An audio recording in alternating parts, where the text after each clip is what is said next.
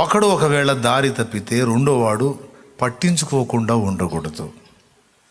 అవసరమైతే దర్శించి ఆ వ్యక్తిని చెప్పి, హెచ్చరించి, ప్రేమించి, ఆదరించి, ధైర్యపరిచి, విశ్వాసములో బలపరిచి తిరిగి దారిలోకి తీసుకొని రావాలన్నాడు.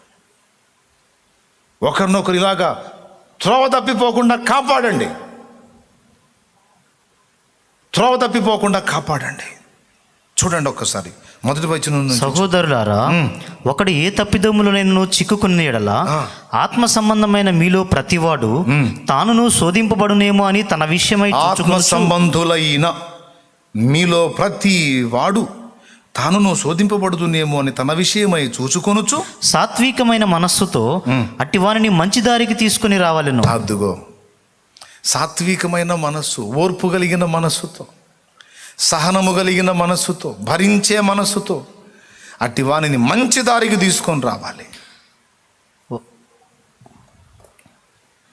రెండవ వచనం. ఒకని భారములను ఒకడు భరించి ఇలాగూ క్రీస్తు నియమమును పూర్తిగా నెరవేర్చుడి. అబ్బా, దేవునికి స్తోత్రం కలుగును గాక. హల్లెలూయా. ఒకని భారమును ఒకడు ఇలాగూ భరించి క్రీస్తు నియమమును ఇలాగూ సంపూర్తి చేయమన్నాడు.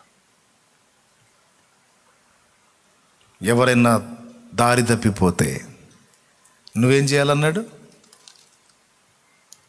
పోయాడుగా, లోకంలో కలిశాడుగా, లోకంలో కలిశాడు అన్నయ్య అని నిగిలించుకుంటూ వచ్చి చెబుతారు నాకు. ఒకళ్ళు వచ్చి లాగా ఒకటి బీకాలనిపించింది నాకు. పోయింది, లోకంలో కలిసిందిగా, లోకంలో కలిసింది, లోకంలో కలిసిందని చెబుతున్నా. నువ్వేం చేస్తున్నా? లోకంలో కలిశాడని చెబుతున్నావు, నువ్వేం చేస్తున్నావు? నీ వంతు నువ్వేమన్నా చేసావా? అది చెప్పాలా.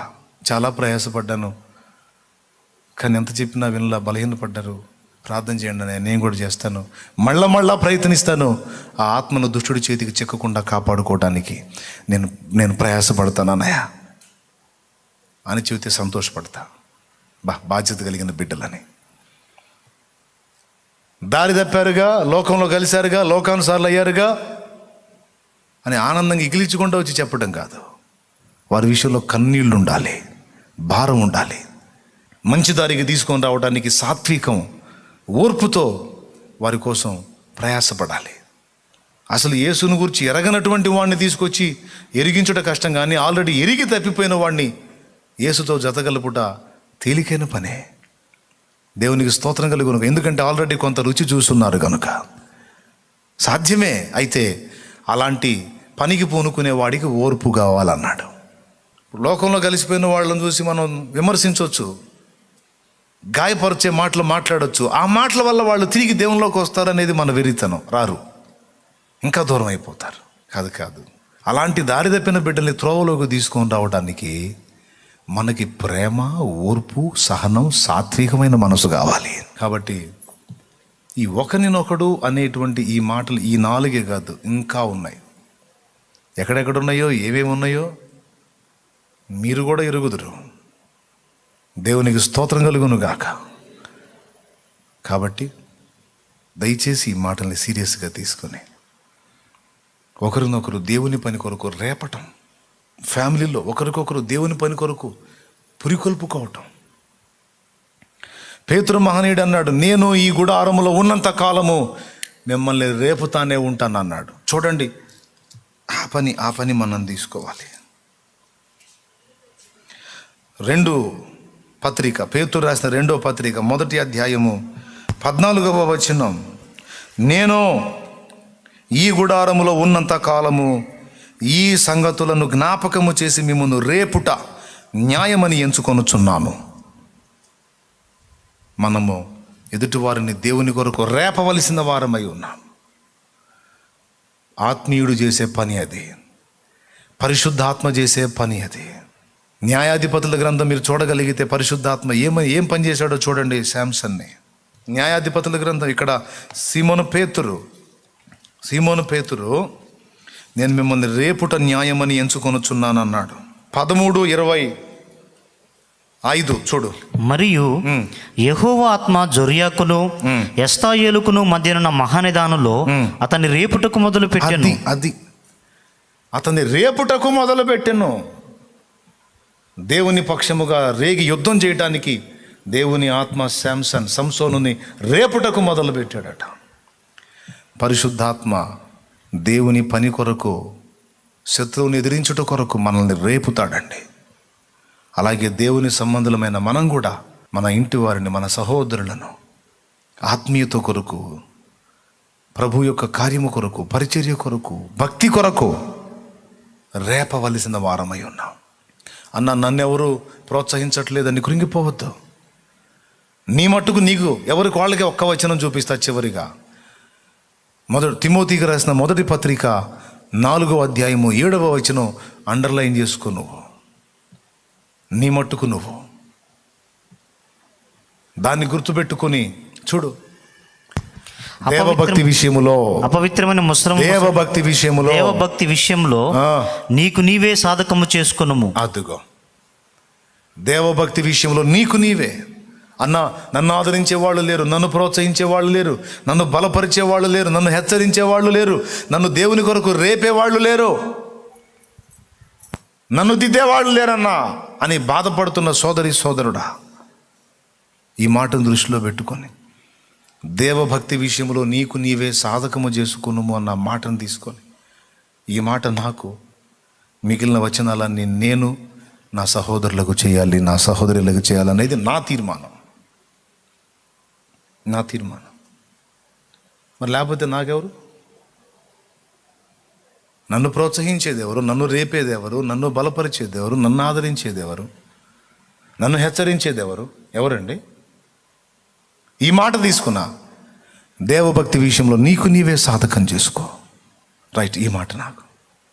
ఎవరన్నా దైవజనులు తారసపడి వాళ్ళకి ఫ్రీ ఉండి నాకు సమయం ఇచ్చి కాసేపు మాట్లాడుకొని ఆదరణ పొంది ప్రోత్సహింపబడి ఎప్పుడన్నా అరుదుగా దొరికింది. దేవుని కృపను బట్టి ఈరోజు దొరికింది. ఈరోజు కొంత సమయం అలా నేను గడిపాను. అరుదుగా దొరుకుతుంది. లేకపోతే ఇంకెవరున్నారు నాకు? దేవుడి సన్నిధిగా తమ్ముళ్ళు ఉంటారు. తమ్ముళ్ళు అందరూ నా చుట్టూ ఉంటారు. వాళ్ళు నన్ను రేపటమే ఉండదుగా, వాళ్ళు నన్ను బలపరచడం ఆదరించడమే ఉండదుగా. వాళ్ళు ఒకవేళ ఏ స్థితిలో ఉన్నారో చూసుకొని నేను వాళ్ళని బలపరచడం, ఆదరించడం, రేపటం, కర్తవ్యాన్ని ముందుకు చూపించటం, కార్యోన్ముఖుల్ని గావించి ముందుకు పనిలోకి నడిపించటం. మరి నాకెవరు? మీకు ఎంత చెప్పనా, అవకాశం ఉన్నంత వరకు నన్ను కృంగదీసేవాళ్ళు ఎక్కువ, డిస్టర్బ్ చేసేవాళ్ళు ఎక్కువ, అభ్యంతరపరిచేవాళ్ళు ఎక్కువ, ఆర్గ్యూ చేసేవాళ్ళు ఎక్కువ, బలహీనపరిచేవాళ్ళు ఎక్కువ. వాళ్ళు కావాలని కాదు, చేయాలని కాదు, వాళ్ళకి తెలియకుండానే అట్లా ఏమును కానీ ఫ్రెండ్స్ ఆదరించాలని వచ్చి శోధించినట్టు, మేలు చేయడానికి ఆలోచించి శోధించినట్టు. నేను నవ్వుకుంటాను. వీళ్ళు కూడా శోధించబడుతున్నారు అందరూ అని. అంటే ఎదుటి వాళ్ళకి నేను ఉపయోగపడకుండా, దేవుని చేత్తో నెరవేర్చకుండా కృంగదీసి, రకరకాల మాటలు నాకు వినబడేటట్టు చేసి, పరిస్థితులు వినబడేటట్టు చేసి, అన్నీ నా ముందు తీసుకొచ్చి నా మైండ్ని కృంగదీయటానికి శత్రువు ఆడుతున్న కపట నాటకం ఇదని తెలుసు నాకు. అందుకే అవన్నీ లక్ష్య పెట్టను. మనసులో అనుకుంటాను, ఎన్నన్నా తిప్పలు పడరా ఎవరు ఎల్లోసి.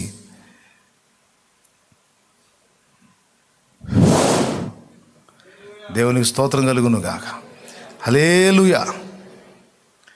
అంతే మరి ప్రతిదానికి కృంగిపోయి ఏదో అయిపోతూ ఉంటే చివరికి ఎదవల్లో మొదటోడు ఎవడరా అంటే నేనే ఉండాల్సి వచ్చింది.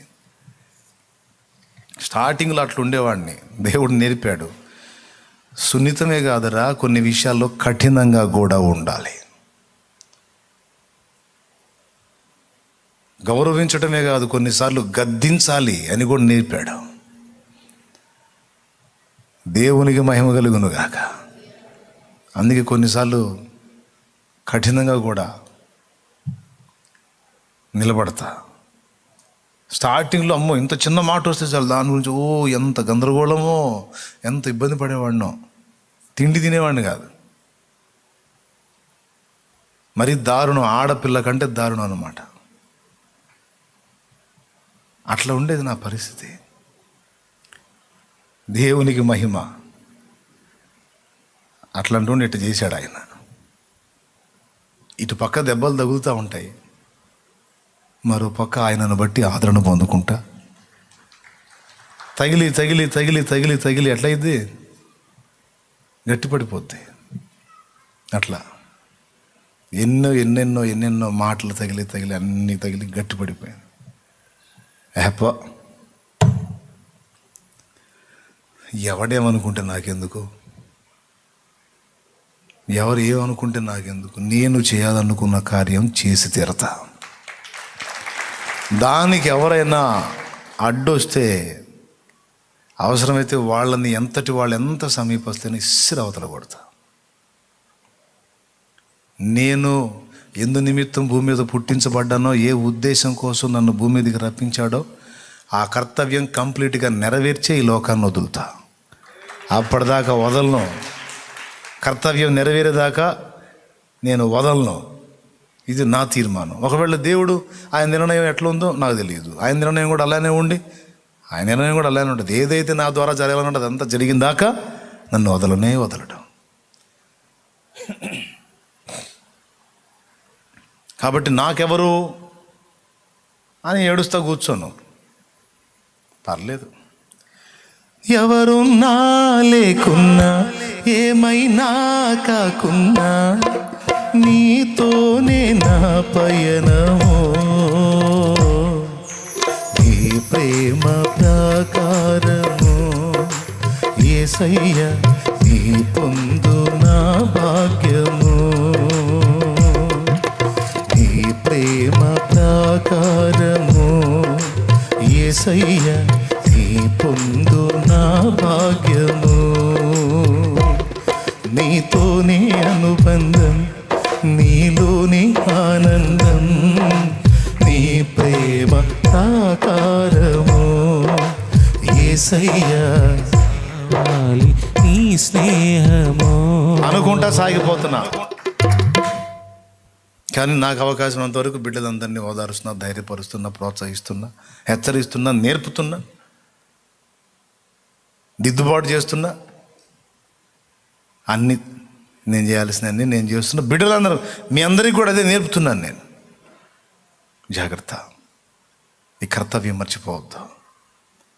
ఇలాగున దేవుని సంబంధమైన ఆలోచనల్లో నీ మనసు నిలిపి నీ వంతు నువ్వు చేయదగ్గది. నువ్వు చింతపడద్దు, కృంగిపోవద్దు. నీ స్థితిగతులన్నీ ఎరిగున్న ప్రభు నిశ్చయముగా నీకు సహాయం చేస్తాడు. నువ్వు దేవుని ఆలోచనల్లో, దేవుని కార్యాల విషయంలో ఎప్పుడైతే నీ మనసుని దృఢపరుచుకుంటావో, ఆయన మీద దృష్టి నిలిపి ఎప్పుడైతే అవి నెరవేర్చే దిశగా అడుగులు వేస్తావో నీ కార్యాలన్నీ ఆయన చక్కబెడతాడు. నాకున్న పరిధిలో, నాకున్నంతలో ఒక పక్క కష్టపడి జీవనోపాధి చేసుకుంటేనే మరో పక్క అనేక మందిని దర్శించి, ఆదరించి, ప్రోత్సహించి దేవుని వైపుకు తిప్పడానికి నా వంతు నేను కృషి చేశాను. దేవుడు నాకు అన్యాయం చేయలే. నాకు చేయాల్సిన కార్యాలన్నీ వరుసగా చేసుకుంటూ వచ్చాడు. ఈనాటికి కూడా ఆయన నాకు సహాయకుడిగా ఉన్నాడు. దేవునికి మహిమ. కాబట్టి నాకు తోడైన దేవుడు నీకు తోడై ఉంటాడు. నాకు అన్యాయం చేయని దేవుడు నీకు అన్యాయం చేయడు. ఏదన్నా అన్యాయం జరిగినట్టు కనబడుతున్నా అదంతా నీ మేలుకే వచ్చింది. అది భవిష్యత్తులో నీకు అర్థమైంది. ఎలా వచ్చింది అని ప్రశ్నించొద్దు. ఖచ్చితంగా దేవుడు తీసుకొస్తాడు. అది నిరీక్షించుట, అలా నమ్ముటే విశ్వాసం. కాబట్టి ఈ విషయాలన్నిటిని కూడా దృష్టించుకొని మరి సేవకులు కావచ్చు, పరిచారకులు కావచ్చు, విశ్వాసులు కావచ్చు, లైవ్లో అందుబాటులో ఉన్నవారు కావచ్చు, దయచేసి ఈ సహవాసం, ఆత్మీయ సహవాసం, ఆత్మీయులతో సాహచర్యం అనేటువంటి మెట్టు ఎప్పుడు కోల్పోవద్దు.